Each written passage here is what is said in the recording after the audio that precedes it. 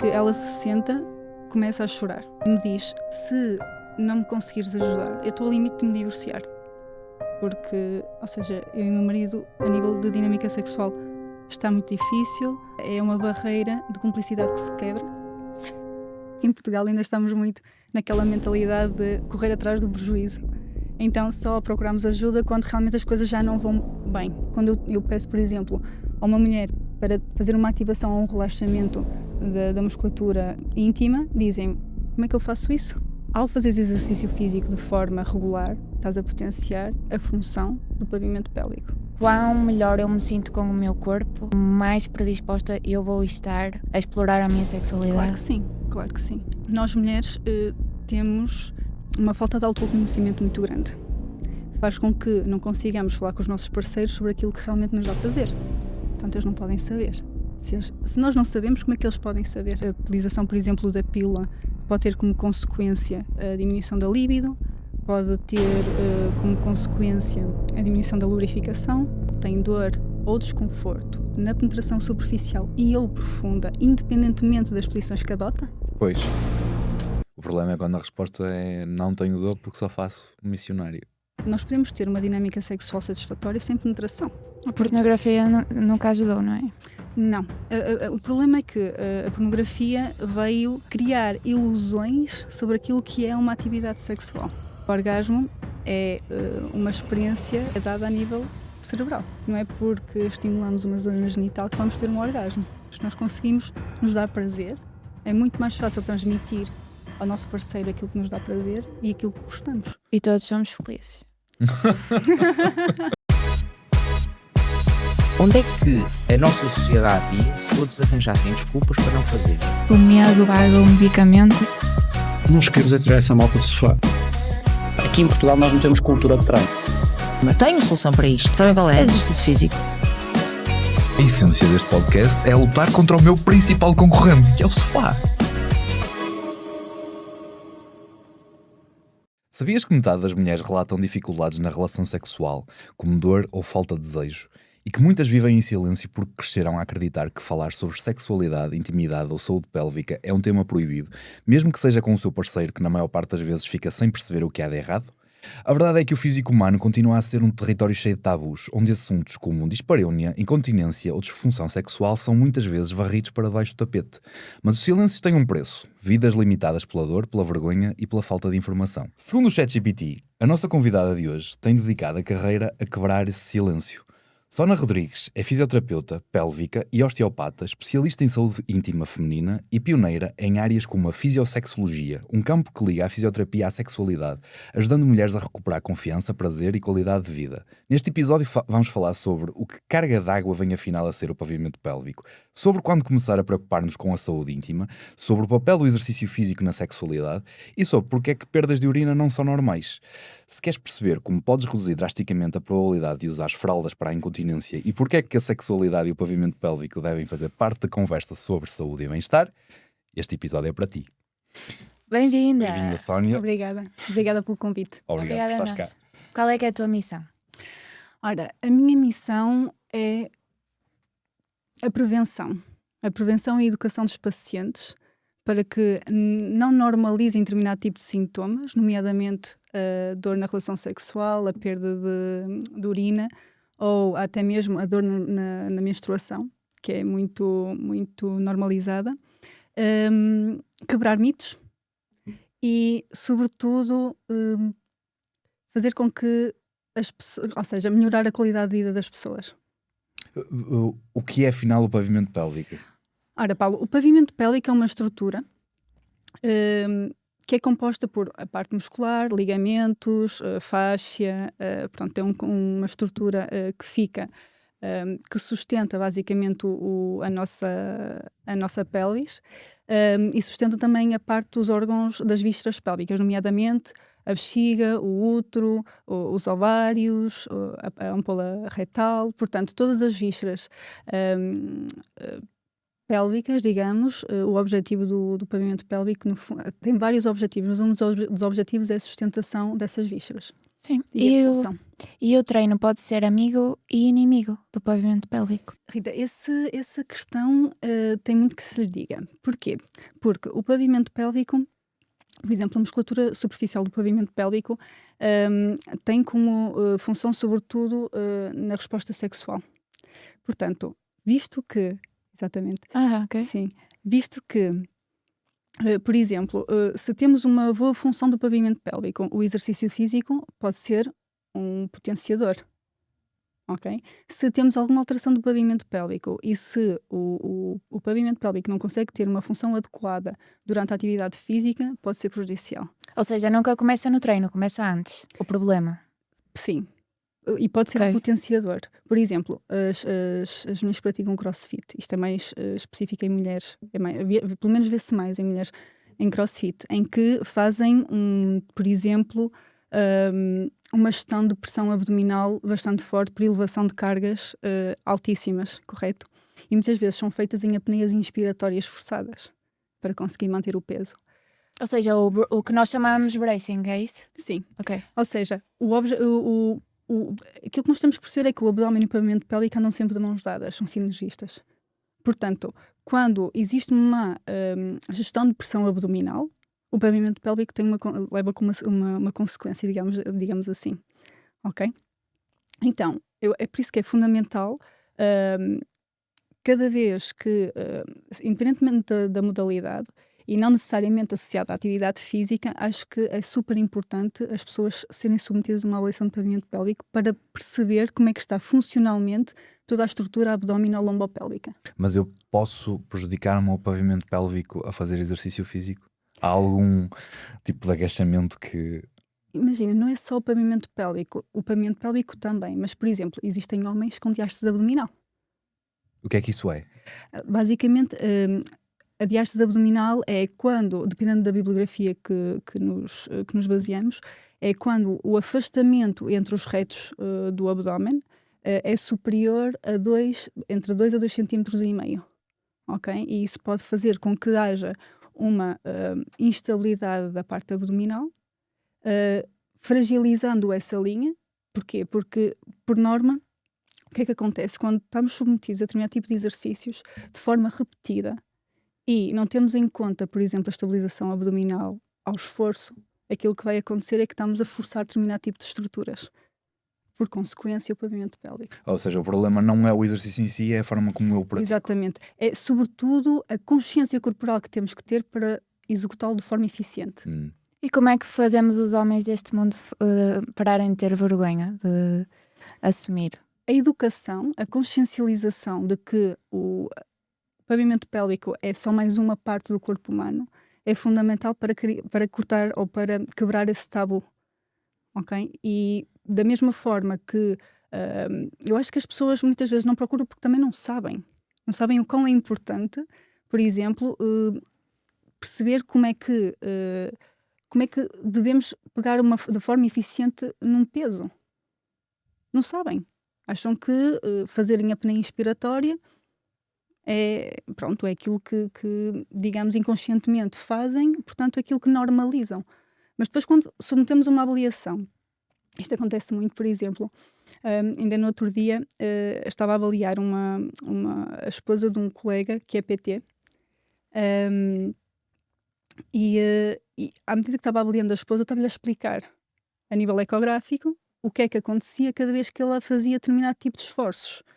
Portanto, numa fase da gestação, por exemplo, é importantíssimo conseguirmos dar a consciencialização do que é gerir uma pressão abdominal. Porque senão, por consequência, o pavimento pélvico vai ser afetado. Sim. Se é que já não é. Curiosidade, existe fisioterapia pélvica no SNS? Sim, existe. Porque eu nunca vi, porque parte do problema pode ser os médicos também não encaminharem muito para a fisioterapia pélvica. Pelo menos eu nunca tive, e já tive queixas, porque eu lembro-me de depois buscar no privado, claro, mas já tive queixas que o médico poderia encaminhar-me para uma fisioterapia pélvica, mas não o fez. Será que o problema também não está aí? É assim, a fisioterapia pélvica ainda é, pelo menos em Portugal, eu trabalhei em França há 13 anos. Portanto, eu estou cá há 2 anos. A sério? Sim. Bem-vinda, de volta. Obrigada. Portanto, eu acho que ainda existe, agora já nem tanto, porque acho que começamos a ter, penso eu, pelo menos é esse o meu pensamento, uma mentalidade mais multidisciplinar, que é, e isto acontece, por exemplo, com as ginecologistas, com psicologia, com exercício físico, com os PTs, por exemplo, e com urologistas, etc., em que começam a perceber que, mesmo não havendo algo patológico, ou seja, mesmo que nos exames complementares não exista nenhuma patologia associada ao sintoma do paciente, tentam direcionar o paciente para procurar algo mais disfuncional. Ok? Não tanto patológico, mas mais disfuncional. São coisas diferentes. Ou seja, tu não tens uma doença, mas procura-se o que é que pode estar errado Mas mesmo podes assim. ter uma disfunção. Isso pode estar a provocar uma sintomatologia. Certo. Ok? Isto é importante. Isso, ok. Tu há bocadinho estavas a falar sobre uma questão que é: isto é um mundo de mulheres? Não, isto não é um mundo de mulheres. Isto é um mundo de qualquer, portanto, tanto de homens como de mulheres, assim como de crianças, porque eu também trato de crianças. Portanto, crianças. A partir do princípio que estes problemas é da idade. Não é da idade. Não é da idade. Nós podemos estar mais predispostos, mediante o nosso estilo de vida, a determinado tipo de disfunções. Ok? Mas não é só de mulheres. Já se começa a falar mais no âmbito do pós-parto e mesmo na dinâmica gestacional, já é mais direcionado nesse contexto, mas não é só nessa dinâmica. Ou seja, os problemas com o pavimento pélvico é aquilo que fisicamente, vamos dizer assim, é a montra da falta de preparação física que tu podes ter. Ou seja, imagina, a incontinência urinária pode ter a ver com a falta de preparação física e por isso é que está associada ao facto de aparecer com a idade, ou seja, como tu já perdeste ali algumas... Pode ser uma consequência, porque reparem, o pavimento pélvico é uma estrutura muscular como qualquer outra do nosso corpo. E, para além disso, é uma estrutura reflexa. Quer dizer que, quando faz um agachamento, o pavimento pélvico contrai. Se fizeres um agachamento com uma boa gestão de pressão abdominal, o pavimento, como é cocinergista ou coativador, vai estar a ativar no momento adequado, mediante uma gestão de peso, digamos assim. Ao fazeres exercício físico de forma regular, estás a potenciar a função do pavimento pélvico. Ok? Agora, se me dizes, Sónia, as pessoas que praticam atividade física têm todas pavimentos pélvicos funcionais? Não. Porquê? Porque podem ter aquilo que nós chamamos, por exemplo, o excesso de tónus. Ok? Porque uma pessoa que não tem consciência do que é uma ativação, do que é um relaxamento, de que como é que se encontra o pavimento pélvico quando estamos relaxados, não tem esta consciencialização, esta representação cortical, como é que podes conseguir, por exemplo, ter essa percepção durante uma atividade física? Mas isso é natural para algumas pessoas ou é algo que deve sempre ser ensinado? É assim, é difícil. Eu acho que parte muito da educação. Eu acho que tem que ser mesmo ensinado. Porque é uma estrutura, imagina, aquilo que nos distingue dos homens e mulheres, sobretudo também, isto também tem a ver com a forma como nós vemos a sexualidade, a nossa saúde sexual, a forma como lidamos com a nossa dinâmica sexual, tem a ver também como é que nos desenvolvemos com a nossa zona genital. Okay? Os homens, enquanto têm uma zona genital mais exteriorizada e vem, e portanto essa representação cortical está lá, portanto vais vivendo ou seja, sabes onde é que está, por exemplo, o teu pénis, ou a contração, ou seja, tens mais contacto. Nós mulheres temos uma estrutura muito mais escondida. Portanto, a não ser que a visualizes com o espelho, essa representação não é efetuada a nível cortical, por exemplo, não está representada. Portanto, é muito mais difícil quando eu peço, por exemplo, a uma mulher para fazer uma ativação ou um relaxamento da musculatura íntima, dizem, como é que eu faço isso? Não sei. Como é que isso se faz? Pois. Porque tu estás a ativar um músculo que tu nunca viste. Sabias Nunca vimos. E por isso que a ecografia aqui entra como um papel fulcral na reeducação do pavimento pélvico, porque tu consegues efetivamente ter um input visual daquilo que é uma ativação e o relaxamento de uma estrutura do qual nós não vemos. Sim. As vidas aceleradas também não ajudam a esse autoconhecimento, não é? Não, nós estamos a falar especificamente do pavimento pélvico, mas quantas vezes é que as pessoas têm excesso de tensão, por exemplo, a nível cervical, ou uma falta de consciencialização corporal enorme? Nós estamos a falar do pavimento pélvico, que é uma estrutura pequena, mas se formos a ver, é muito mais do que o pavimento pélvico, é todo a nossa postura, toda a consciencialização corporal como um todo. Por exemplo, se nós pedimos a uma pessoa para relaxar, a pessoa não sabe. O que é isso, Sónia? Olha, honestamente, deve ser das coisas mais difíceis que eu consigo fazer, é relaxar. Porque temos uma vida tão acelerada que os pacientes, por muito que nós... por exemplo, estamos a tratar um paciente e está sempre, ou maioritariamente das vezes, está sempre sob tensão. Está sempre, e nem sequer se apercebe. Eu devo sofrer um bocadinho disso, porque a Rita diz que eu estou fisicamente permanentemente tenso. Tu tocas aqui. Eu costumo dizer que Sim. estamos constantemente em fase de alerta. E isto é muito importante. Nós devemos parar para percebermos como é que estamos. Eu corro riscos de ter problemas do pavimento pélvico por ser assim. Muito provavelmente estás mais predisposto a. O que é que eu devo fazer? Meditar? Por exemplo, estratégias de mindfulness, meditação, Sim. são estratégias de consciencialização corporal extremamente importantes. E mesmo algo que te faça a dança pode ajudar, não? Eu acho que tudo que seja movimento pode ajudar. Pois. Eu acho que um dos principais fatores hoje em dia é a segregação de cortisol de forma crónica, que faz com que, basicamente, estejamos sempre sobre um estado inflamatório geral. Não sei se me faço entender. Por exemplo, o facto de haver mais... por exemplo, uma coisa que é muito típica e muito frequente é os pacientes chegarem, por exemplo, com... imagina... intestino irritável. Por exemplo, ou dor lombar, ou cefaleias, ou... pronto, já para não falar de todo tipo de disfunção que está associada ao pavimento pélvico, incontinência urinária, dor na relação sexual.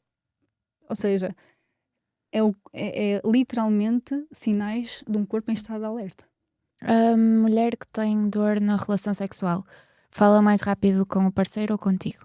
E sim, normalmente fala mais rápido em consulta. Porquê? Porque tão pouco sabe como lidar com a situação. Okay? E isto é uma questão de educação sexual e aí temos uma lacuna bastante grande na sociedade, que a educação sexual está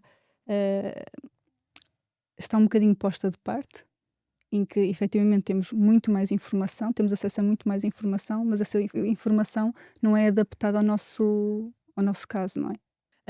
Por exemplo, eu tenho várias situações. Tenho situações em que o paciente, portanto, a paciente já vem com esse tipo de sintomatologia, ok? Tenho pacientes que normalizam essa sintomatologia e vêm, por exemplo, num contexto de incontinência urinária, mas como avalio todas as dinâmicas, percebo que realmente tem ali uma disfunção a nível sexual e que elas me dizem que mas eu pensei que isto era normal e que não é.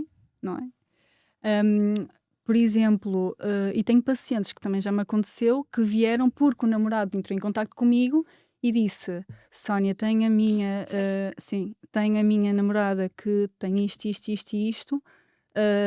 eu já não sei o que é de fazer. Já recorremos a vários profissionais e até agora não temos conseguido respostas efetivas. Será que nos conseguias ajudar? Sim, não? Normalmente, força. E porquê é que a Sónia consegue e os outros, se calhar, não conseguiram? Mas isto é um bocadinho difícil de responder, Rita. É uma pergunta um bocadinho...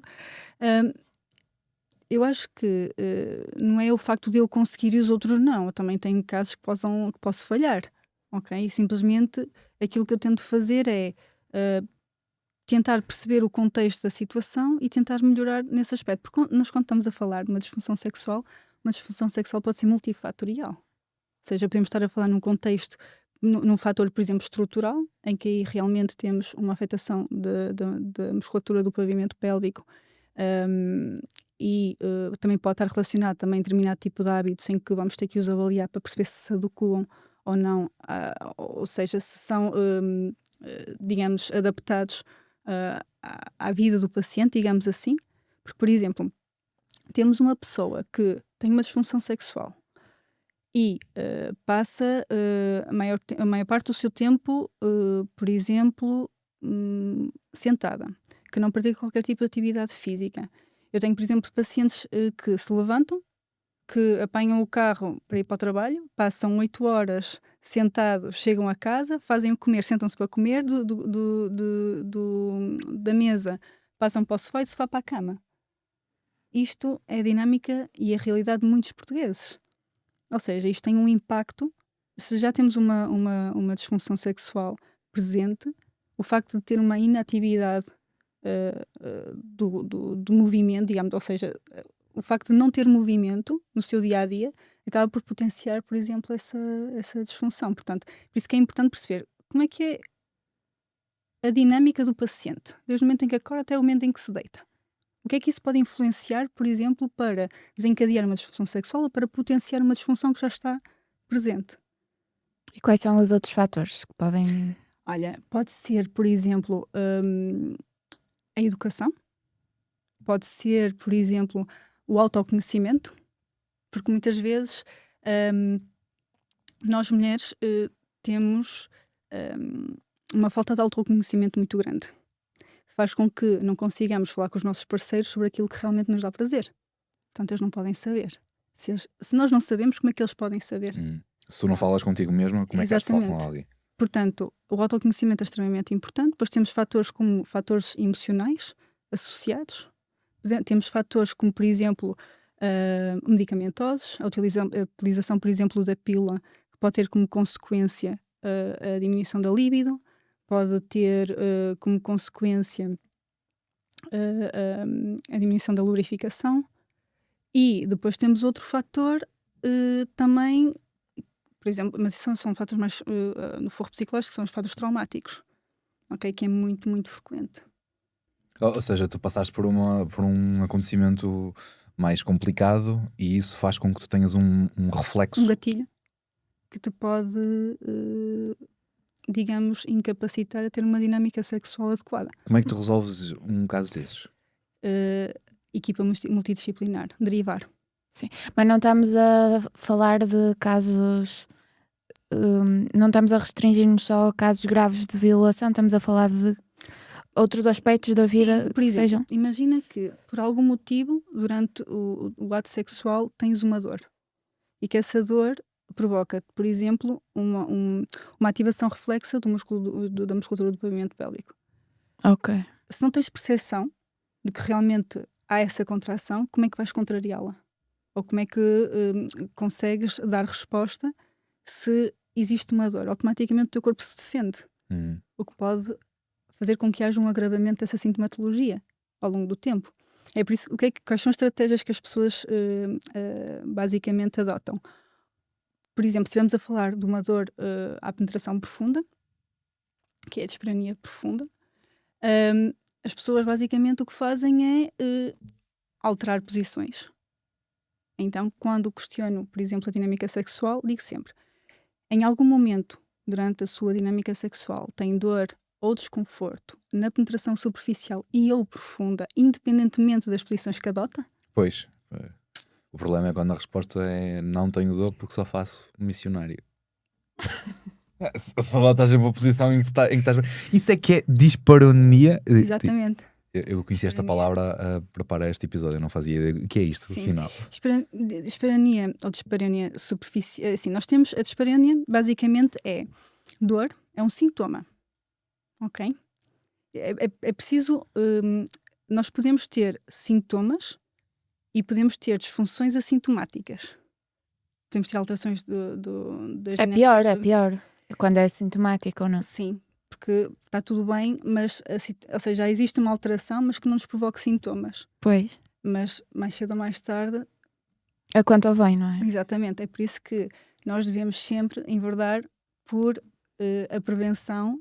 Eu acho que em Portugal ainda estamos muito naquela mentalidade de correr atrás do prejuízo. Então só procuramos ajuda quando realmente as coisas já não vão bem. Okay? Isto acontece muito em consulta, por exemplo. Houve uma altura que chegou-me uma paciente minha, veio derivada da ginecologia, em que ela se senta, começa a chorar.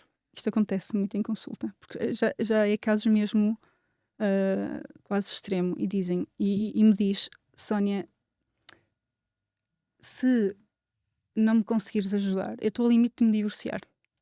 Porque, ou seja, eu e o meu marido, a nível de dinâmica sexual, está muito difícil, ou seja, é uma barreira de cumplicidade que se quebra. E eu, ou seja, ele já não sabe o que é que há de fazer para me ajudar, eu já não sei o que é de fazer para me ajudar, e isto já está mesmo no limite de divórcio. Ok, entramos aqui num tema muito interessante. Existe uma relação amorosa sem sexo? Sim, eu acredito que sim. Porque, imagina, a dinâmica sexual pode ser uma opção. Ok? Não quer dizer porque não tenhas uma dinâmica sexual, que não sejas ativa sexualmente, que tenhas uma relação acabada. Depende muito das prioridades dessa relação. Se isso é uma coisa importante, tem que ser funcional. Se não é, logo que não haja, logo que não seja ou seja, logo que o motivo pelo qual isso não é uma prioridade não seja disfunção, não seja dor, está tudo bem. Sim. Entendes aquilo que eu quero dizer? Sim. Sim. E também tem muito peso histórico. Imagina uma relação de 5 anos em que nunca foi normal o sexo, porque as duas pessoas estão perfeitamente bem sem isso. Sexo, a penetração, vamos dizer assim. Está tudo bem. Agora vamos imaginar uma relação que começou dessa forma e ao 5º ano isso deixa de acontecer, e por acaso até é um cenário de dor. Para a pessoa que não tem dor, haverá ali um questionamento. O que é que eu fiz de mal agora para isto deixar de ser? Ou então há uma autoculpabilização, uma culpabilização da parceira porque acha que pode ser uma desculpa. Isto também acontece.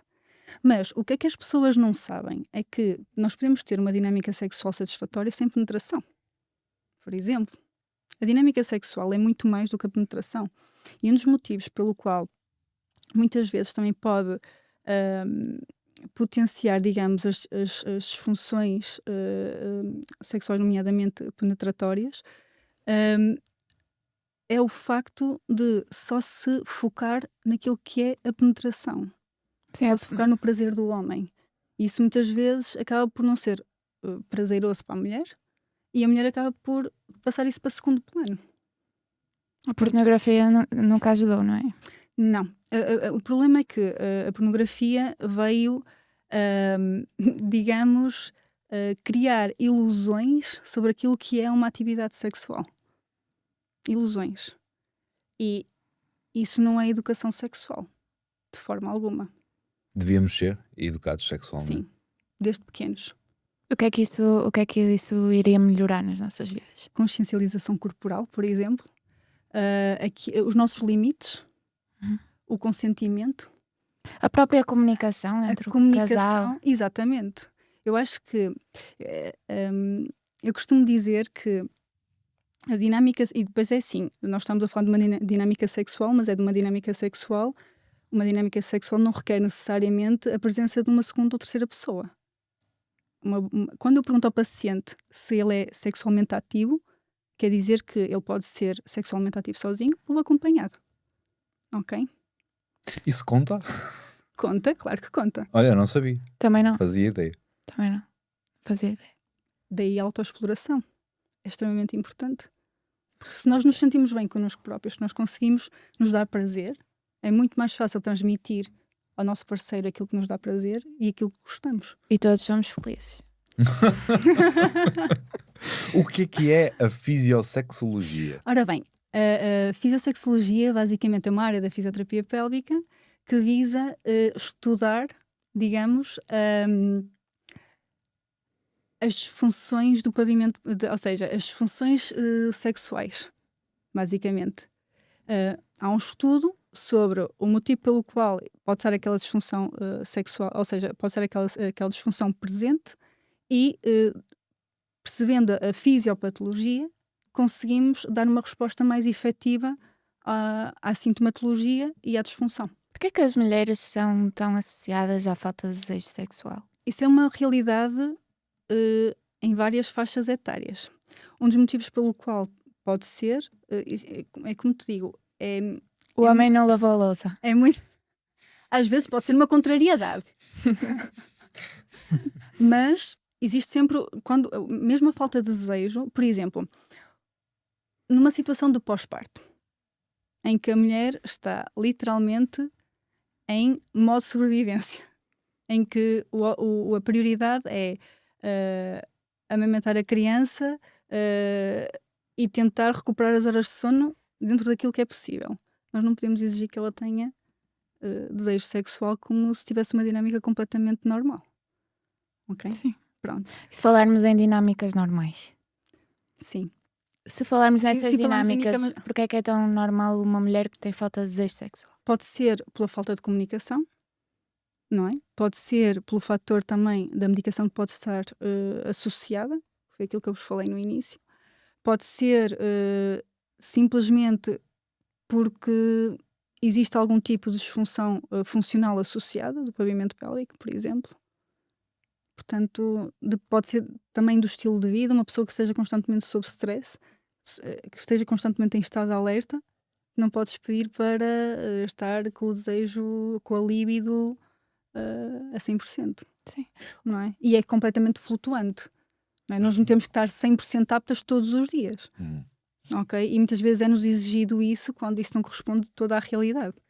Claro. Sim, isso não é o caso de uma mulher. Qualquer pessoa passará por fases em que Assim como fisicamente. os homens, por exemplo, os homens também são submetidos a uma pressão muito grande. A Certo. performance sexual é uma realidade muito Certo. grande no homem. O homem sofre pressão porque acha que tem que, por exemplo, a mulher tem que ter um orgasmo. Então estão focados naquilo que acabam por não usufruir daquilo que realmente é uma dinâmica satisfatória para ambos. A mulher tem que ter um orgasmo. O orgasmo devia ser uma consequência, não um objetivo. É complicado pensar dessa forma. Ok, então eu como homem aponto para onde? Imagina, eu acho que tu podes ter uma dinâmica sexual completamente prazerosa sem chegares a um orgasmo e não tem que ser.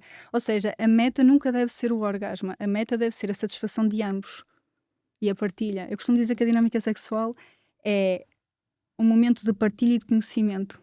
Ok, então a resposta está aí. É perfeitamente possível haver satisfação sexual sem orgasmo. Sim, claro que sim. Claro que sim. E há mulheres que não conseguem atingir o orgasmo? Sim. Existem mulheres. Em que situações? Imagina, nós temos em contexto clínico a anorgasmia, que é a dificuldade ou a ausência da experiência do orgasmo. Só que o orgasmo também tem muito que se lhe diga.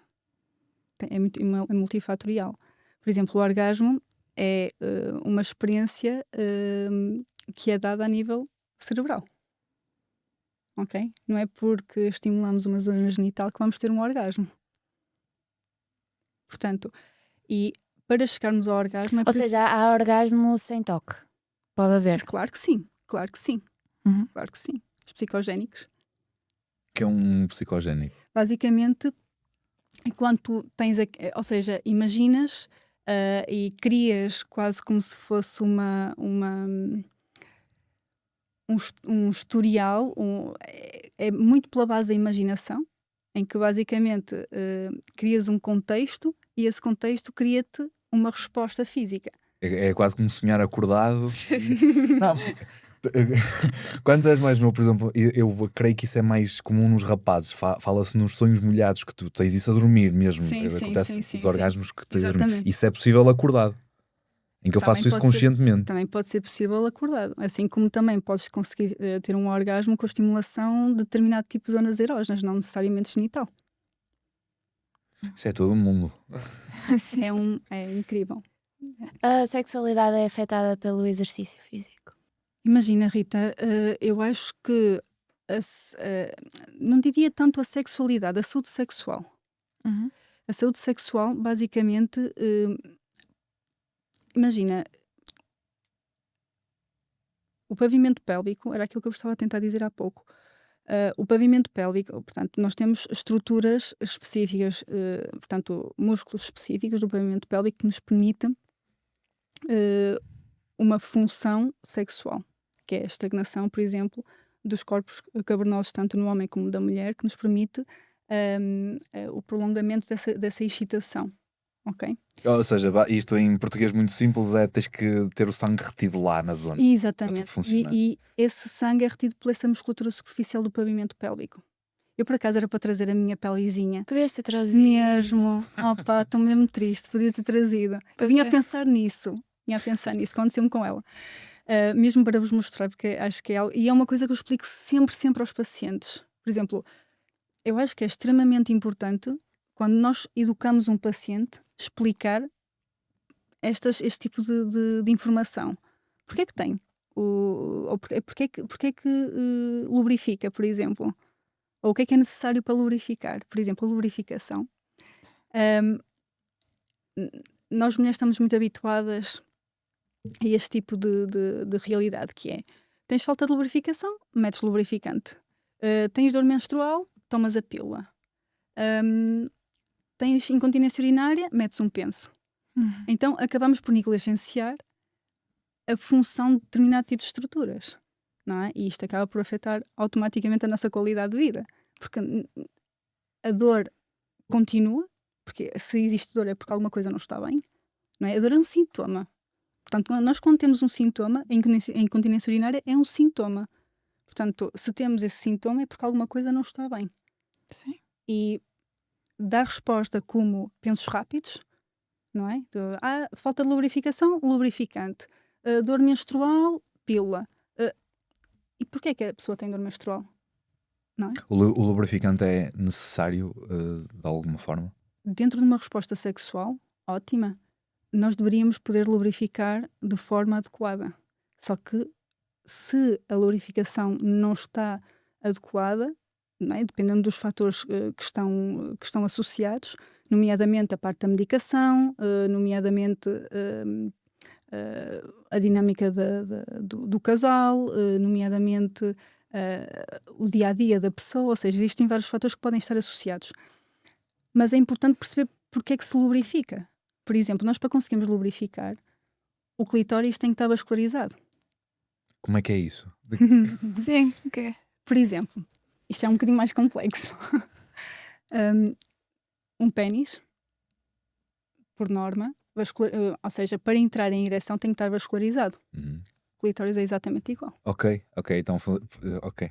Só que qual é a diferença? É que enquanto os homens, essa vascularização é feita de forma muito mais rápida, por causa da fisiologia da estrutura, a mulher demora mais tempo. Okay. Então é como se a mulher também tivesse de ter uma ereção para lubrificar. Não é como. Também tem. Tem que ter. Exatamente. Mas e se alguém está sempre hiperlubrificado? Isso é um problema, e porquê é que isso acontece? Nós temos que tentar perceber o porquê. Porque nós não podemos confundir lubrificação com excesso de muco vaginal. São coisas diferentes. Ok. Não é? Por exemplo, o que é que faz com que haja uma lubrificação? É o aumento dos corpos cavernosos do clitóris, que vão estimular umas glândulazinhas que se chamam glândulas de Bartholin, e essas glândulas é que vão permitir a lubrificação. Tinha que ser um francês. Para São sempre franceses. Descobrem. Para conseguir. Da mesma forma, e isto eu digo muitas vezes aos pacientes, da mesma forma em que o homem não consegue executar uma penetração sem ereção, uma mulher nunca deveria permitir-se uma penetração sem estar lubrificada. Porque é como se estivesse a ser ferida. Basicamente é como se estivesse a saltar uma resposta sexual. Pois, mas só que às vezes, para conseguires dar resposta a isso, podes ter de encaminhar a mulher para um psicólogo. Pode ser, o que eu quero dizer é, pode ser um processo muito demorado, não é? Nem sempre é responsabilidade ou do parceiro ou Não, é como te daquele digo, Rita, momento. quando estamos a falar de uma disfunção sexual é multifatorial. Sendo multifatorial, muitas vezes o objetivo, daí a anamnese, a história clínica do paciente é extremamente importante. E não estamos a falar só de uma questão estrutural. É importante perceber como é que é a dinâmica do paciente, dentro daquilo que é possível perceber como é que é, porque também não há determinado tipo de quando nós estamos a falar de uma avaliação, nós não podemos abordar o paciente. Como é que é a sua dinâmica sexual ou como é que está, por exemplo, a sua relação com o seu marido? Isso tem que ser, à medida que vamos fazendo a avaliação, a Vais pessoa conquistando a vai pessoa. conseguindo abrir essa porta. Essa porta não se abre, não são perguntas que se façam de direta. Ok? É preciso ter muito cuidado. A avaliação, para conseguirmos ter o máximo de informação para que consigamos traçar o nosso plano de tratamento, os nossos objetivos e plano de tratamento, há determinadas questões que têm que ser, não é, respondidas. E tem que se saber fazer. Portanto, por exemplo, isto para dizer o quê, Rita? Que eu agora perco-me com estas... Também não sei, mas começámos na hiperlubrificação, depois viajámos, fomos a França. Nós viajámos muito. Fomos à França. Mas eu estava-me a lembrar, uma das coisas que melhorou muito a minha vida sexual foi deixar de tomar a pílula. Exatamente. Só que eu só me apercebi disso quando deixei de tomar a pílula, porque eu tomava a pílula desde muito cedo. Como é que uma mulher pode perceber se a pílula está a ter um efeito negativo nela? Porque eu Sim. acredito que isto é a minha experiência, Sim. mas que não seja comum a todas as mulheres Sim. também. A pílula pode ser, é um método contraceptivo e dentro daquilo que é pílula temos vários tipos de pílula com determinado tipo de cargas hormonais específicas, isso já é uma área médica. O importante é questionarmos porque é que o estamos a tomar. E tendo em conta que, como a pílula existem outro tipo de métodos contraceptivos, temos que perceber qual é que é o mais adequado. Okay? Porque há situações em que estamos a falar num quadro de patologia clínica em que a pílula provavelmente é necessária. Pois. E então isso tem que ser muito bem falado com a parte da ginecologia e de quem a prescreveu. Mas isso significa que a pílula seria indicada para patologias e nós normalizámo-la como contraceptivo? Não. O contraceptivo, a principal função do método contraceptivo é basicamente Evitar exatamente a concepção. Ok? O que é que acontece? É que começou-se a normalizar muito e a associar, por exemplo, a presença de dor menstrual à utilização da pílula. Por exemplo, o acne à utilização da pílula. Então, por exemplo, em situações clínicas, eu pergunto sempre o motivo pelo qual a pessoa está a tomar o contraceptivo, porque isto para mim é importante.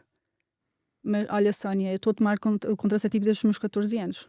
Tenho pacientes que mal têm uma menstruação, começam logo a tomar a pílula. Ok? Pronto, o objetivo é perceber porquê. Isso faz sentido. Mas e uma mulher que toma a pílula pela contracepção, então, como um método contraceptivo? Como é que ela vai perceber se aquilo é o melhor para ela, sem se dar à experiência de deixar de tomar? É um bocadinho difícil. Pois. Porque a pílula, para ti, pode ter, por exemplo, efeitos secundários na libido e na lubrificação, e para outra pessoa pode ter cefaleias, ou seja, dores de cabeça. Pois. Eu tenho pacientes que dizem que não têm qualquer tipo de repercussão com a toma da pílula. Portanto, isto depende muito. É caso para caso. Falávamos há bocado no impacto da ou na correlação do bem-estar físico e sexualidade. Tu achas que não há um impacto também de quão melhor eu me sinto com o meu corpo, mais predisposta eu vou estar a explorar a minha sexualidade? Claro que sim. Sem dúvida. E nisso o exercício físico também pode ter um efeito positivo. Exatamente. Imagina, eu acho que isso também pode estar associado a disfunções sexuais. Por exemplo, o facto de termos uma entrave tão grande a explorar-nos, isso pode ser, por exemplo, meio caminho andado para teres uma disfunção sexual. Porque é algo que, por exemplo, o não tocar muitas vezes pode estar associado a não gostar que te toquem, por exemplo.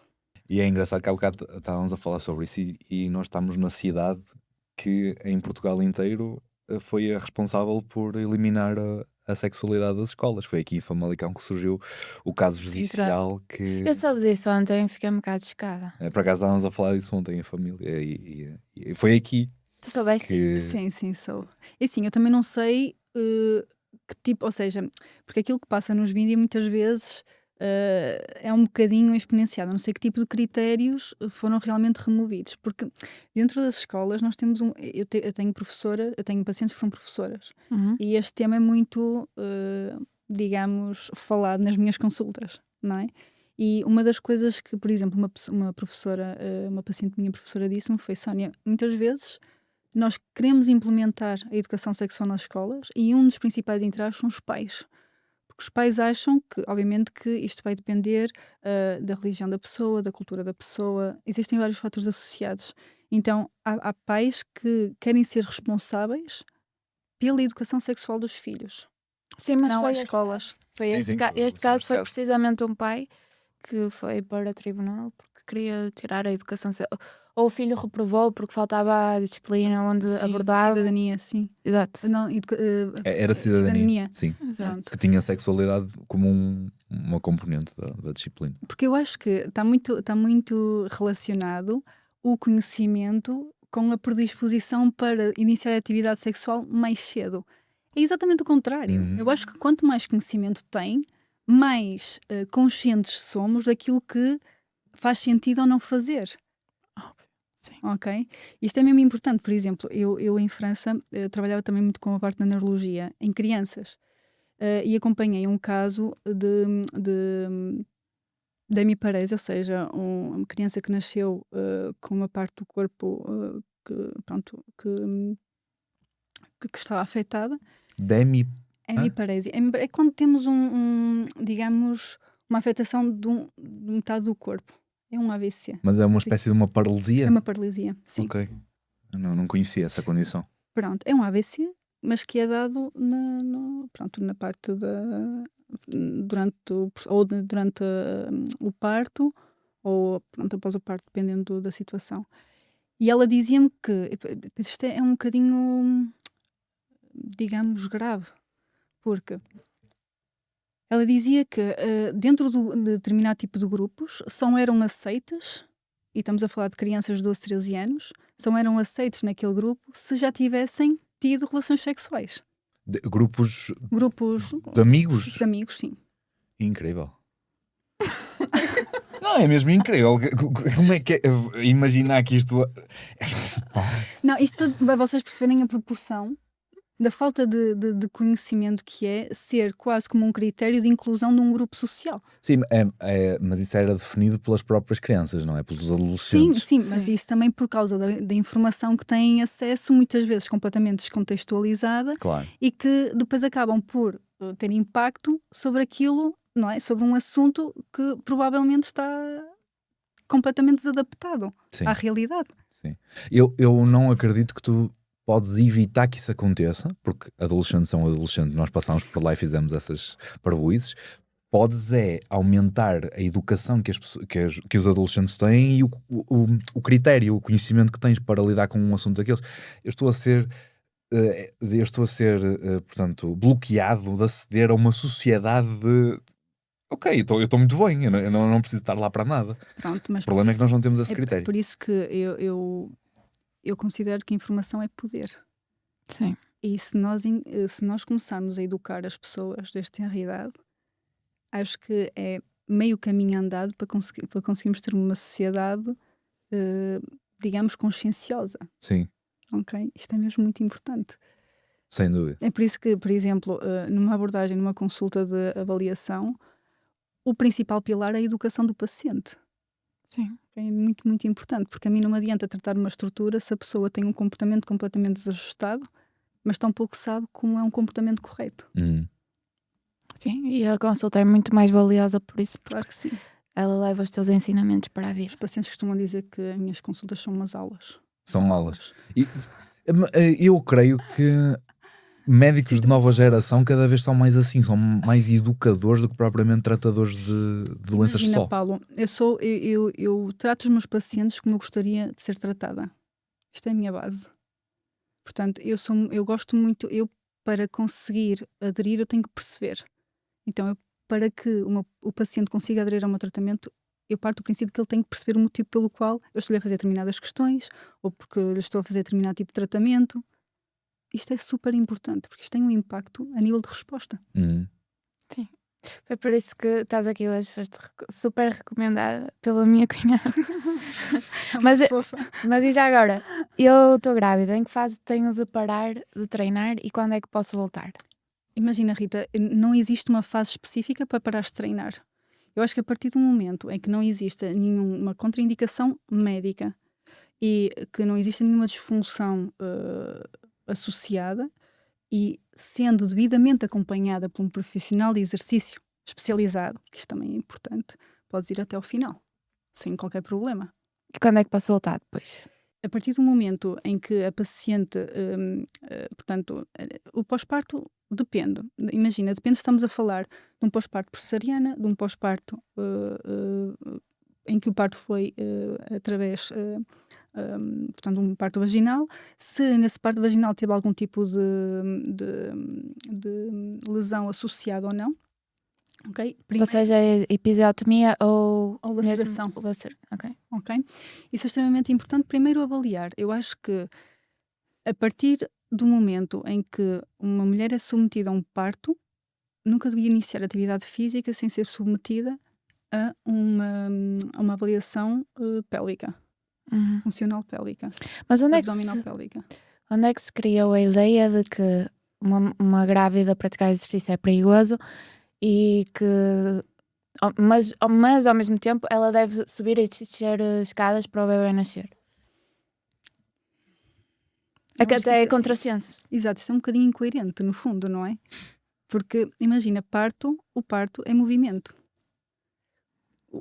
A mulher, isto é, o ser humano é feito para movimento. As disfunções crianças a partir do momento em que deixamos de ter movimento. Também. Portanto, eu acho que proibir uma mulher, a não ser que exista uma condição médica associada, isto é importante saber, está bem? Porque há pessoas que têm condições médicas associadas que efetivamente é um risco para a gestação e aí é compreensível. Mas a prática de exercício é fundamental em qualquer etapa da vida. Eu costumo dizer que os nossos primeiros 50 anos vão definir os nossos últimos 50. Isto é mesmo muito importante. Porque se nós temos uma vida ativa, se praticamos portanto, atividade física diária, independentemente do estado, da fase em que nos encontramos. Porque o homem não tem tantas fases, mas nós mulheres temos muita fase.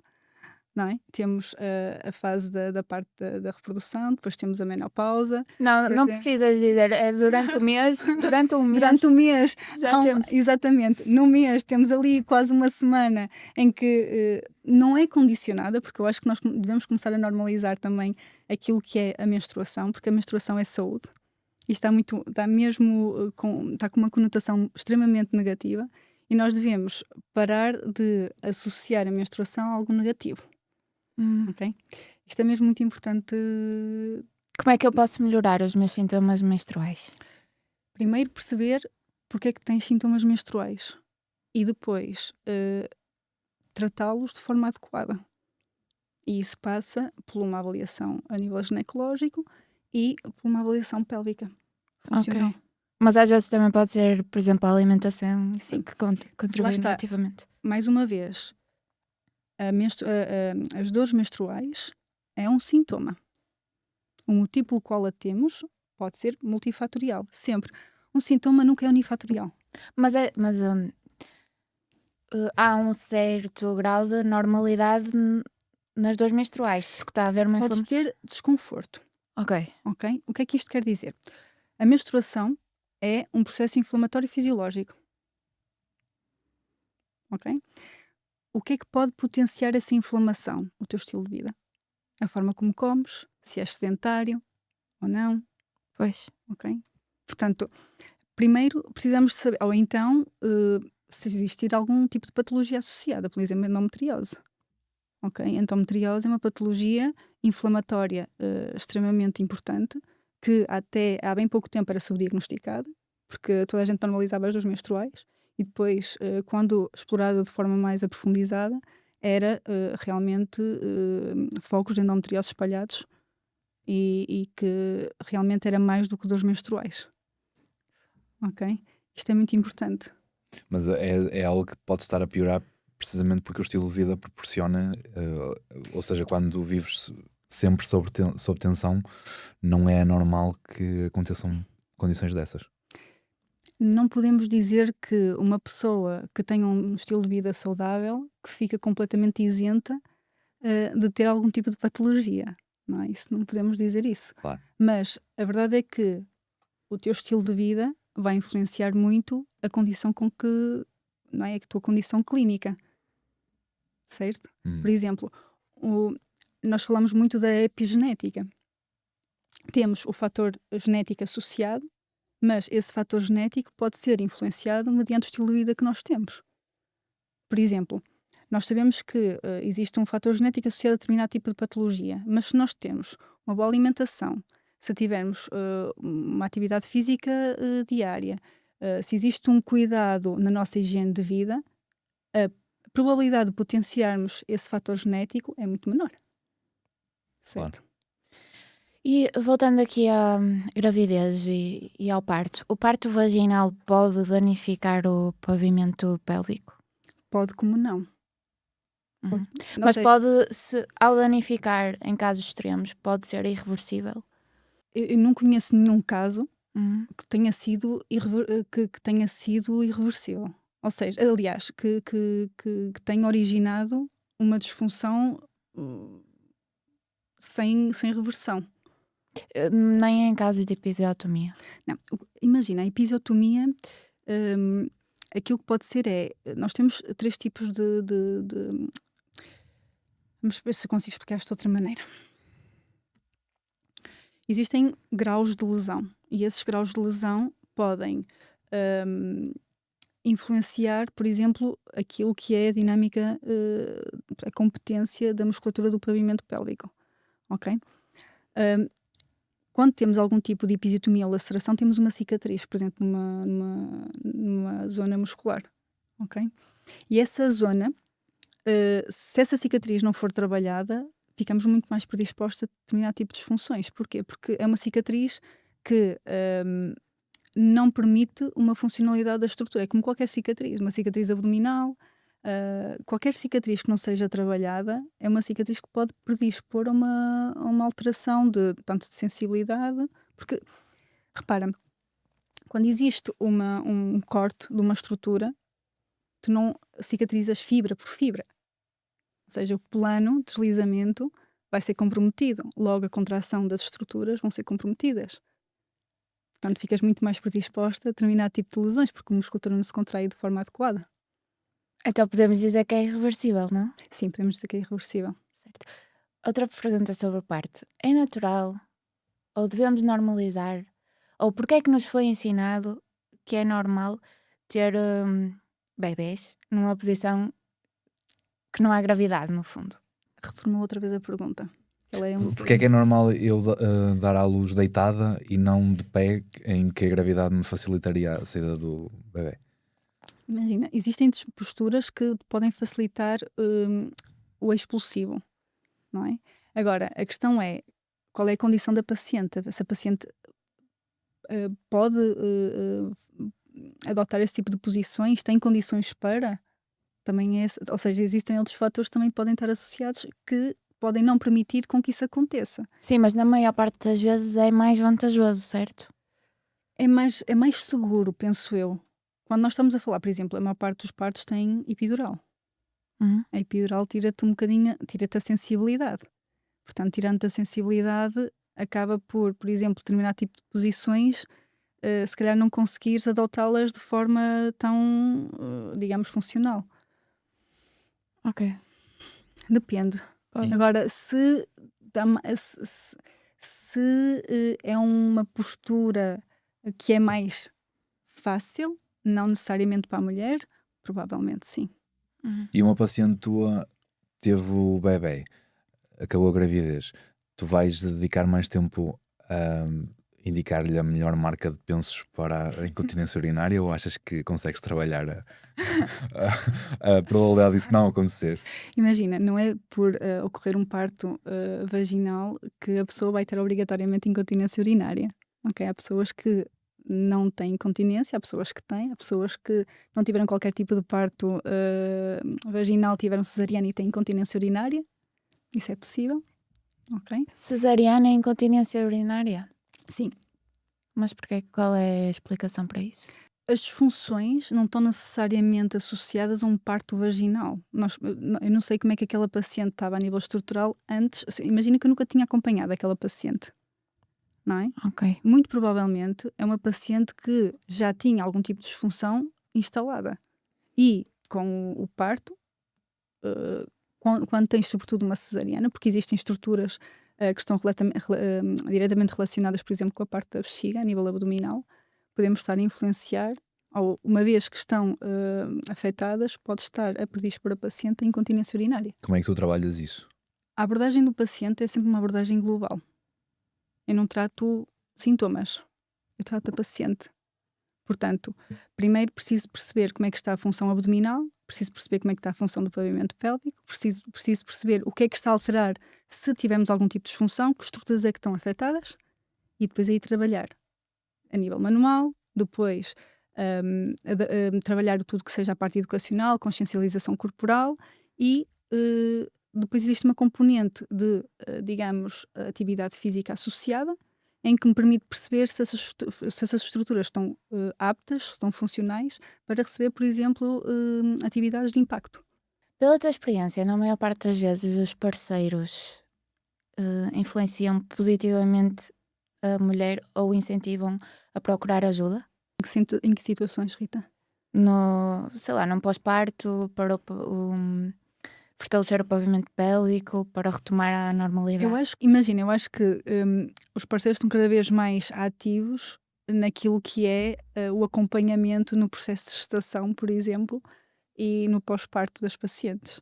Aliás, eu incentivo a que eles estejam presentes nas consultas, por exemplo.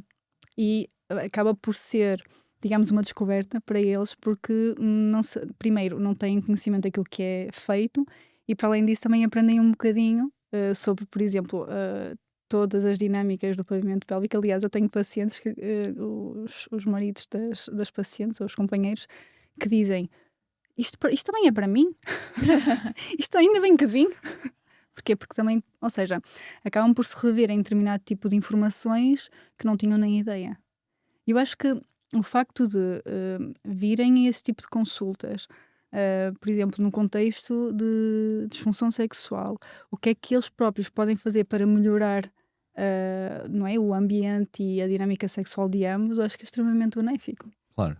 E são conceitos que cada vez vai sendo mais desconstruída essa ideia de que há problemas de um e há problemas do outro. Sim, Se tu partilhas a casa em casal, é obviamente o problema de um vai ser o problema de outro. Não é? Exatamente. Não faz Eu acho que sentido é importante. dizeres o bebê é problema dela. Sim. Como assim? É verdade. E eu que sou homem, a partir de que idade é que eu tenho que lidar com incontinência urinária? Imagina, nos homens, os quadros clínicos são um bocadinho mais, ou seja, são um bocadinho diferentes. Por exemplo, enquanto as mulheres estão muito mais suscetíveis pela estrutura anatómica em si, não é? Os homens, já a nível de, por exemplo, incontinência urinária, já falamos num contexto mais pós-cirúrgico, por exemplo, em prostatectomias, em que existe a remoção da próstata, e isso pode, por exemplo, ter influência a nível das estruturas que fazem com que haja, ou que pode estar mais predisposto à incontinência urinária. Ou, por exemplo, incontinência urinária de urgência, em que aí já existe mais uma parte comportamental e psicológica associado, em que realmente o fator de stress pode ser um fator extremamente importante, em que a pessoa tem, imagina, a sensação de ir à casa de banho e se não for no imediato pode ter perdas. Eu já tive pacientes com este tipo de caso clínico. Pronto, isso já é outro tipo de fator. Isso é um bocadinho o que acontece quando estás a dormir, que é, há episódios relatados de pessoas que sonham que estão a urinar e acontece mesmo na Sim, realidade. mas são coisas diferentes. Pode ser- São coisas diferentes. Bem, esta é só as perguntas estúpidas Sim, que mas- eu faço. Mas são situações diferentes. São situações diferentes. Mas não tem que ser normalizada propriamente Não, a perda de todo. urinária. Em momento algum, a partir do momento em que tanto o homem como uma mulher tem uma perda urinária involuntária, tem que perceber porquê. É porque já existe alguma falha, de alguma forma, Certo. ok? Sempre reversível? Por norma, sim. Mas temos casos e casos, não é? Cada caso é um caso. Casos mais severos, aí pode ser, por exemplo, a incontinência urinária, em determinado tipo de casos, já é cirúrgico. Pois Não a minha inva- mãe foi operada. Não invalida o facto de ter uma reeducação pélvica pré-cirúrgica e pós-cirúrgica para potenciar os efeitos da cirurgia. Isto é importante saber.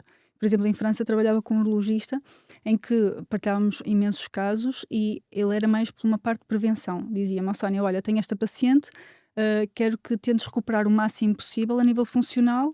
À partida será cirúrgico, mas pronto, uma vez que a nível funcional, ou seja, consigamos potenciar dentro daquilo que é possível todas as estruturas, o pós-operatório já vai ser muito mais simples, digamos assim, ou menos custoso. Ok? Eu estava no outro dia a ouvir uma médica que trata mais problemas de intestinos e assim, e ela estava a dizer que os homens só procuram em situações muito, muito específicas, que é, por exemplo, quando estão numa reunião, os gatilhos dos homens é, por exemplo, estar numa reunião de trabalho e a barriga começar a fazer barulho e eles ficarem envergonhados. Em que contexto é que os homens te procuram? E porque é que achas que não procuram mais? Porque com certeza há mais casos do que aqueles que estão relatados, estás a perceber? Sim. Primeiro, porque os homens têm muito esta capacidade de esconder sintomas. E a ideia de eu tenho Tem que suportar. Não, exato.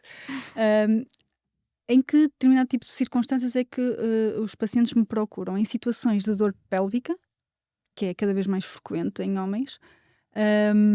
Sobretudo, pode estar muitas vezes associado também à atividade laboral da pessoa, o facto de estar constantemente sentado, isso estar, digamos, de certa forma, a não beneficiar a função, por exemplo, do pavimento pélvico. Podem procurar, por exemplo, em disfunções sexuais, nomeadamente ejaculação precoce ou disfunção erétil, ok?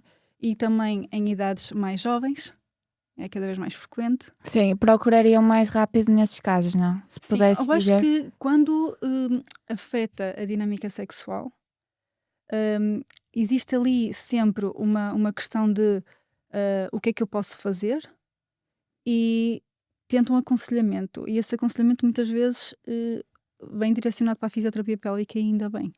Obviamente que nestes casos a fisioterapia pélvica não pode ser, digamos, a tábua de salvação. Existem profissionais de saúde que também têm que estar implicados nesse quadro clínico, nomeadamente a parte médica, a parte da medicina sexual e da sexologia, da psicologia aplicada à sexologia.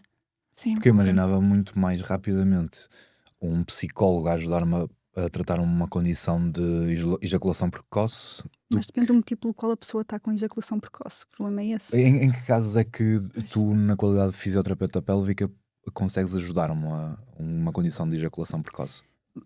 Vai depender, ou seja, a nossa avaliação é uma avaliação estritamente funcional. Não é? Primeiro, obviamente que avaliamos sempre o comportamento da pessoa, o estilo de vida da pessoa, mas depois também existe a parte funcional que temos que perceber se existe alguma relação direta, porque eu tenho pacientes que a nível funcional estão bem, ou seja, eu ali não vou conseguir agregar muito mais. Então, quando é assim, derivo para outros profissionais de saúde. Uhum. Mas um homem não consegue disfarçar uma disfunção erétil, por exemplo. Não. Uma mulher consegue disfarçar a dor que pode sentir, por exemplo. Isso é bom, isso é positivo, é um bocado... Disfarçar a dor, creio que não. Podem assumir a dor como algo normal. Não sei se me estou a fazer entender. Sim, mas o que a Rita queria dizer é que tu consegues atuar, consegues fazer um acting enquanto mulher. Não dá para fazer acting enquanto enquanto homem. homem. Não, É. efetivamente. Mas eu acho que nós mulheres estamos, ou seja, existe uma normalização tão grande de muitas vezes boicotar que acabamos por não perceber que realmente as coisas podiam ser de forma diferente e poderíamos eventualmente estar a usufruir de uma dinâmica sexual satisfatória e que, devido a este tipo de boicote, acabamos por não o fazer. Ou seja, o que tu estás a dizer é, mesmo tendo a capacidade de acting, não a uses e procura resolver Exatamente. a condição que te Exato. obriga a Os homens também têm um papel. Eu sinto que estão a haver mudanças, não é? Mas os homens têm um papel fundamental nesta abertura ou não abertura que a mulher possa ter para comunicar.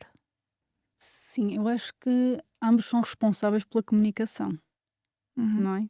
Porque eu acho que se cada um conseguir comunicar, chegam muito mais rápido a uma resolução do que ficarem só na suposição, não é? Claro. Um grande tópico sobre fisioterapia pélvica que nós não tocamos hoje e devíamos falar. A sexualidade em pessoas com patologia neurológica. Isso é muito específico. E é engraçado porque eu quando investiguei o teu perfil, encontrei qualquer coisa sobre sexualidade em pessoas Com deficiência. com condição oncológica. Condição oncológica? Acho que era assim. Tu estavas num congresso ou qualquer coisa assim. Em que... Oncológica. Ah, sim, de oncologia. Oncosexologia. Sim, e eu pensei, Oncosexologia. como é sim. que Sim. alguém Sim. Porque trabalha tão especificamente? numa condição oncológica existem disfunções que podem estar associadas a essa condição. Porque, atenção, isto é fabuloso, é formidável alguém conseguir investigar para esses casos muito específicos, porque Sim. estás a falar às vezes Sim. de mudar a vida de pessoas que têm condições que, Exatamente. se calhar é 1% da população que passa por uma condição dessas, mas quando passas... Quando passa, é importante tentar perceber a condição atual do paciente e não negligenciar determinado tipo de dinâmicas, nomeadamente a sexual, por exemplo, que é bastante negligenciada, e tentar, digamos, trazê-la para o dia a dia, porque o problema é que se um profissional de saúde negligencia esta dinâmica, a pessoa automaticamente vai negligenciá-la. Porque se aquela pessoa não dá importância, então realmente é porque se calhar não é importante ou não é prioridade neste momento. Porque é que o meu médico de família nunca me perguntou como é que está a minha vida sexual? Rita, é uma boa pergunta que lhe tens que fazer. Não, Mas eu entendi. Eu acho que isto é transversal a muitos profissionais de saúde. Ou seja, nós temos que estar preparados para abordar aquilo que é a dinâmica sexual do nosso paciente. Porque pode estar afetada e essa afetação ser normalizada pelo paciente porque também tão pouco se sente confortável em abordar porque também não lhe é perguntado, e uma vez que é questionado, a pessoa abre uma porta para conseguir provavelmente ter algum tipo de informação que até o momento não tinha, e se calhar ir procurar ajuda numa coisa que supostamente já estava normalizada. não é isso. Eu acho Sim. que provavelmente o médico ia perguntar a 90% das pessoas e iam ficar só intimidadas. Mas seria um caminho para normalizarmos este tipo de questões. Sim, Trazermos à mesa. exatamente. Mas então, uma pessoa que está a passar por tratamentos, tem cancro, tem cabeça para uma vida sexual ativa? Não quer dizer que ela não tenha cabeça, eu acho que lhe devemos dar essa opção, Uhum. ok? Porque a partir do momento em que não é abordada, a pessoa provavelmente também não a vai questionar. E darmos a opção, primeiro, de perceber como é que está, obviamente que isto depois vai depender do caso em questão, mas, por exemplo, em situações oncológicas pélvicas, é extremamente importante, sobretudo quando o paciente é submetido a tratamentos de quimioterapia e de radioterapia, é importante não só num contexto de função sexual, mas todas as funções estão associadas ao pavimento pélvico, nomeadamente a miccional, a defecatória, não é? Portanto, nós não podemos negligenciar uma estrutura que é tão importante e que pode ter, digamos, repercussões com os tratamentos que foram efetuados e não dando a possibilidade ao paciente de dizer, ok, a nível sexual, qual é o seu. O que é que pretende? Ou como é que era a sua vida sexual antes?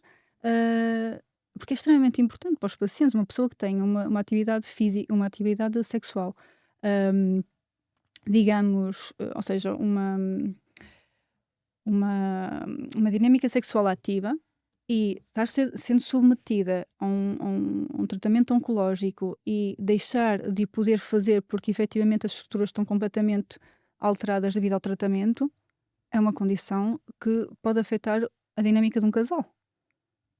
E já para não falar da própria pessoa, Da não própria é? pessoa, da capacidade Da que a própria pessoa capacidade, tem de... exatamente, Da autoestima. Exatamente. Exatamente. Uhum. Da qualidade de vida da própria pessoa. Isto é extremamente importante. Sem dúvida. É importante os casais perceberem se a atividade sexual de um é compatível com a do outro. Falaste ao bocado das prioridades e fiquei a pensar nisso, porque isso é um ponto de muita discórdia, não é? Sim, o que é E é uma essencial para discórdia ti. que não se vê, ou seja, vai se destruindo. Eu acho que aquilo que não é falado, aquilo que não é exteriorizado, corrói, não é? Por norma. Porque se tens alguma coisa que te preocupa e que para ti se calhar não é tão importante ou tão prioritário como aquilo que é na outra pessoa, acabas por, de certa forma, inibir essa tua, não é? Essa tua prioridade. Das duas, uma, ou abdicas ou submetes-te. Pois. Não sei se me faço entender. Sim, exatamente. E a falta de comunicação aí é grotesca, não é? Porque... É essencial, mas eu acho que isto é em qualquer dinâmica, ou seja,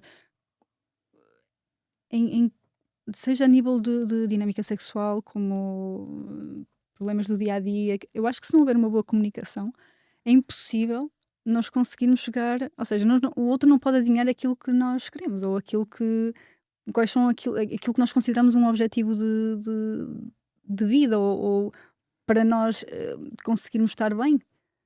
Sim. Não é? Porque nós somos todos diferentes, ou seja, se não existe esta comunicação, como é que a outra pessoa vai saber aquilo que é importante ou não para nós? Mas às vezes o problema é que até sabem, até há essa comunicação, mas deixam arrastar, porque imagina, a mulher não tem vontade, não tem desejo sexual e o homem tem. Há aqui um desequilíbrio. O homem vai percebê-la, vai dizer que a percebe e não vai forçar, naturalmente, não vai forçar. Mas isso é um ponto de discórdia.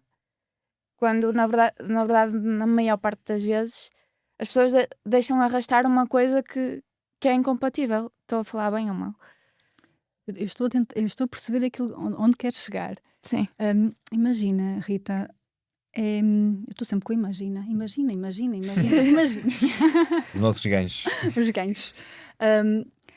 Se realmente, eu acho que a partir do momento em que a pessoa pode não estar, mas isto pode ser bilateral, isto pode ser tanto do lado da mulher como do lado do homem, ou independentemente do tipo de relação que se tenha, uma pessoa não tem que estar sempre disponível ou ao mesmo tempo que a outra pessoa está, não é? Sim, mas isso é o nível básico de compreensão. Pronto, eu acho que a partir do momento em que a pessoa saiba o motivo pelo qual, imagina que é uma condição que já começa a afetar a própria pessoa, do género, eu quero, mas não consigo, ou não tenho, ou porque me dói, ou porque não consigo, ou porque não consigo ter vontade de.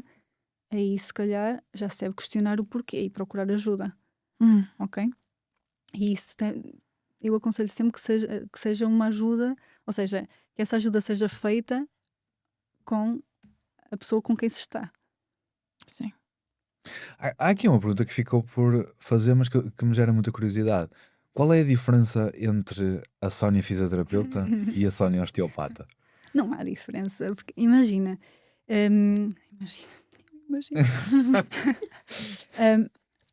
Eu acho que aquilo que nos define enquanto profissionais, Paulo, é o nosso percurso É aquilo que nós, a informação que vamos adquirindo durante todo o nosso processo, não é? Enquanto profissionais. A osteopatia, eu sou fisioterapeuta antes de mais, e depois a osteopatia veio a agregar-me tudo o que é a parte mais global, ou seja, de uma perspectiva mais global da forma como tenho que ver o paciente. Obviamente que a minha prática clínica vai sempre ser baseada naquilo que é, digamos, as estratégias mais Com evidência científica. com mais evidência para poder tratar os meus pacientes. Mas isso não invalida o facto de conseguirmos ter outras perspectivas e de perceber, por exemplo, aquela disfunção, não é aquilo, mas o que é que pode ser mais? Dar-nos uma visão zoom. Mas a minha prática clínica é sempre, obviamente, a forma como eu trato é sempre dentro daquilo que é a evidência científica. Mas esta questão até é engraçada dentro daqui do BMS, porque nós já muitas vezes levantámos esta pequena controvérsia relativamente à osteopatia, não tem evidência científica, e isto não retira a validade de um excelente osteopata. A minha curiosidade é acerca da necessidade de um grande fisioterapeuta algum dia ter-se lembrado de criar uma área meio que paralela da fisioterapia para dizer: eu, como grande fisioterapeuta, consigo ver-te como um todo e não só como o problema físico que eu tenho que tratar ali. E até aqui eu sou fisioterapeuta, mas como eu te olho como um ser humano todo e estou disponível para tratar-te em compreender-te como pessoa, para além do teu problema, eu vou-me chamar osteopata. É daí que nasce a osteopatia?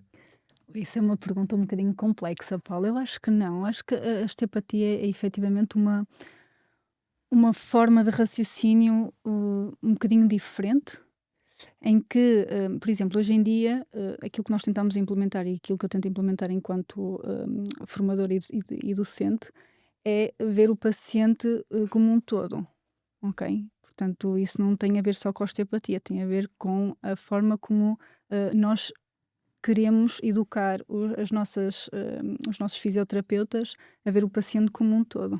Mas se tu tiveres um fisioterapeuta que vê o paciente como um todo, ele não é um osteopata.